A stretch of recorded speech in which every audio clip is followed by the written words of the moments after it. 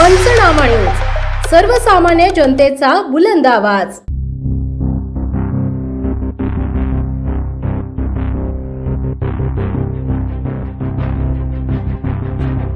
कंपन्यांसाठी आदिवासी शेतकऱ्यांच्या जमिनी बेकायदेशीरपणे हडपणे बंद करा, अन्यथा तीव्र आंदोलन। कॉम्रेड आर.टी. गावित यांचा इशारा।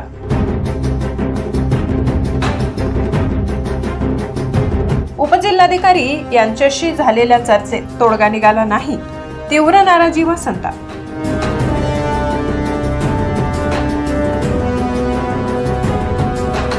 कंपन्यांसाठी आदिवासी शेतकऱ्यांच्या जमिनी बेकायदेशीरपणे हडपणे बंद करा, अन्यथा सत्यशोधक शेतकरी सभा तीव्र आंदोलन छेडेल, असा इशारा सत्यशोधक शेतकरी सभा जिल्हा अध्यक्ष कॉम्रेड आर.टी. गावित यांनी दिलाय।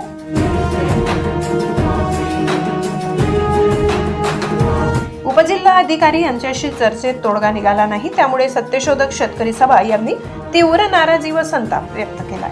आज तहसील कार्यालयात चर्चा करण्यासाठी बोलावण्यात आले, त्यावेळी उपजिल्हाधिकारी यांच्याशी चर्चा करीत असताना शेतकऱ्यांच्या बाजूने कॉम्रेड आर.टी. गावित यांनी बाजू मांडत सांगितले, नांदवन परिसरात MIDC आलेली आहे, त्या अंतर्गत रस्त्याच्या रुंदीकरणाचे काम देवळफळी ते दापूर रस्त्याचे बेकायदेशीरपणे सुरू असून शेतकऱ्यांना नोटिसा न देता आतापर्यंत 3.575 किलोमीटर हे काम करण्यात आले। गट नंबर 70 मधील शेतकऱ्यांच्या शेतातून रस्त्याचे 24 मीटर रुंदीकरणाचे काम जर असे बेकायदेशीरपणे केले तर संबंधित शेतकऱ्यांच्या जवळपास 2 एकर जमिनी जात असून तीही मोबदला न देता जबरदस्तीने अधिग्रहण करण्यासाठी दबाव टाकला जात आहे। सार्वजनिक बांधकाम विभागाने पहिल्यांदा 3 किलोमीटरची परवानगी दिली, त्यानंतर 575 मीटरची परवानगी दिली, तीही शेतकऱ्यांना पूर्वकल्पना न देता। त्यातही 3.575 किलोमीटर रस्त्यात संबंधित शेतकऱ्यांची जमीन येत नाही, हे सर्व समजावून सांगितले तरी उपजिल्हाधिकारी हे ऐकायलाच तयार नाही।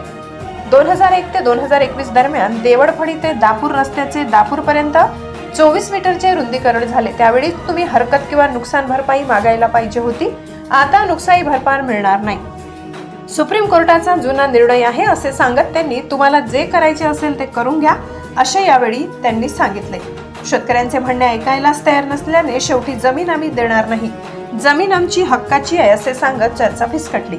हे सर्व जनरल पॉलीफिल्म्स प्रायव्हेट लिमिटेड कंपनीच्या फायद्यासाठी गट नंबर 82, 83-1, 83-2, 83-3 च्या आदिवासींना मारण्याचे काम सुरू आहे।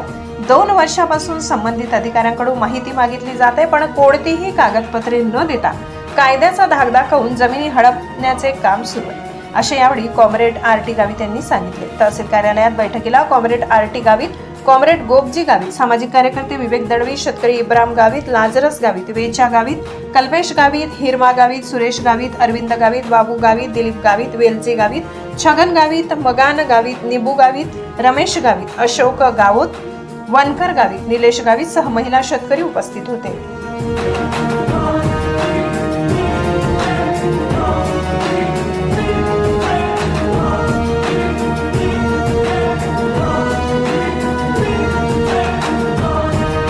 माननीय उपजिल्हाधिकारी मॅडम या नवापूर तहसीलला आलेल्या होत्या, त्यांनी अचानक आम्हाला नोटिसा पाठवल्या। MIDC अंतर्गत दिवाळफळी ते वासरवेल फाट्यापर्यंत जो रस्ता रुंदीकरणाचे जे काम सुरू आहे ते काम अत्यंत बेकायदेशीरपणे सुरू आहे।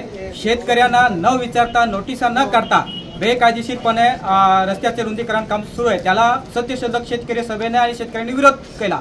त्या विरोधाच्या बाबतीत माननीय जिल्हाधिकारी मॅडमने आज बैठक बोलवली होती। त्या बैठकीमध्ये आम्ही हेच मुद्दे मांडले की MIDCने आपलं या सार्वजनिक बांधकाम विभागाकडे 3 किलोमीटरची रुंदीकरणाची परवानगी मागितली, त्या 3 किलोमीटर मध्ये पण आम्ही बसत नाही, त्याच्यानंतर परत 575 मीटरची परवानगी घेतली, त्याच्यामध्ये सुद्धा आम्ही बसत नाही। आमच्या शेतीचा जो गट नंबर आहे तो 70 आहे, हा 70 गट नंबर कुठेच बसत नाही। आमच्या जमिनीमधून पूर्वी जो रस्ता गेलेला आहे तो 3.5 मीटरचा आहे आणि आता अचानकपणे 24 मीटरचं अधिग्रहण होत असल्यामुळे आमचे कमीत कमी 2 एकर जमीन एका शेतकऱ्याची जात आहे आणि ही 2 एकर जमीन फुकटात त्यांना द्यायची का? नॅशनल हायवेला दुसरा न्याय आणि आदिवासी शेतकऱ्यांना हा दुसरा न्याय।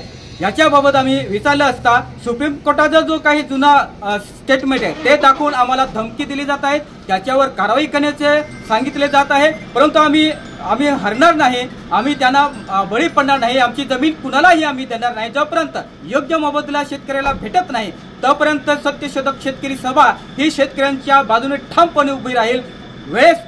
जर वेळ पडली तर जेलमध्ये जाण्यासाठी सुद्धा शेतकऱ्यांबरोबर आम्ही तयार आहोत. हाच इशारा आज आम्ही जिल्हाधिकारी मॅडमना दिलेला आहे. जी 82 नंबर गट नंबर आहे ते आम्हाला द्यायचे नाही आहे. आम्ही सांगितलं आम्हाला द्यायचं नाही, तरी सुद्धा त्यांनी माणसं पाठवले. कलेक्टर मॅडमना ते देखील पाठवलं होतं, तेव्हा ती आता बदली झाली.